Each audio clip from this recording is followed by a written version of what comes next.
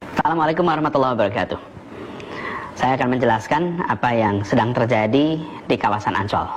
Yang terjadi ini berbeda dengan reklamasi yang alhamdulillah sudah kita hentikan dan menjadi janji kita pada masa kampanye itu. Jakarta ini terancam banjir. Salah satu sebabnya karena ada waduk, sungai yang mengalami pendangkalan atau sedimentasi.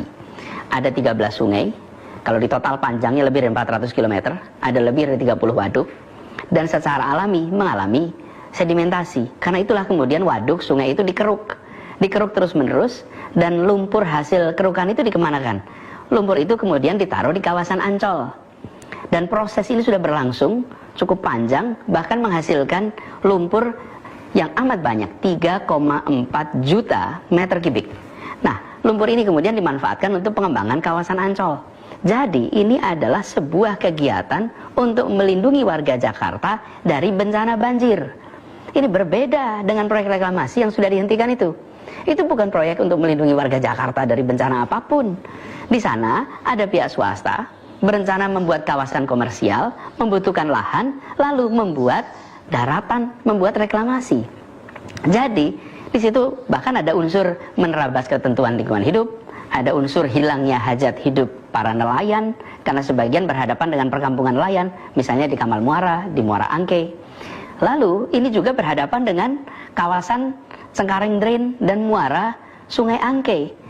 Efeknya mengganggu aliran sungai ke laut lepas. Nah, kegiatan reklamasi yang 17 pulau itu, pantai, sudah dihentikan dengan cara mencabut 13 izin atas pantai pulau sehingga tidak bisa dilaksanakan. Lalu 4 yang sudah terlanjur jadi harus mengikuti semua ketentuan hukum dan juga ikut memberikan manfaat bagi masyarakat.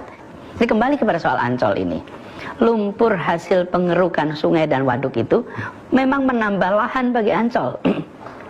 Dan penambahan lahan itu istilah teknisnya adalah reklamasi. Tapi beda sebabnya, beda maksudnya, beda caranya, beda pemanfaatannya dengan kegiatan yang selama ini kita tentang reklamasi 17 pulau itu.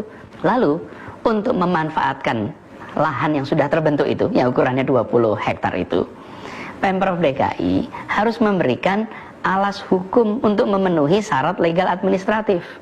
Untuk itulah kemudian keputusan Gubernur nomor 237 2020 dikeluarkan sehingga tanah itu bisa dimanfaatkan dan bisa dimanfaatkan segera untuk kepentingan publik.